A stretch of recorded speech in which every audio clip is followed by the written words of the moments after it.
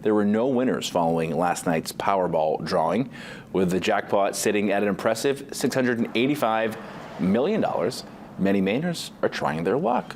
Places that sell tickets have noticed a bit of an influx of customers as that jackpot climbs. With the recent $2 billion jackpot that was awarded a few months back, the smaller jackpot still has some dreaming.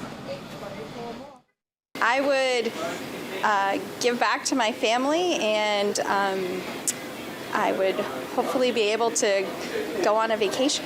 Our favorite place is Aruba. Oh, kind of wing it. If the number gets pretty high, then I usually play it every week.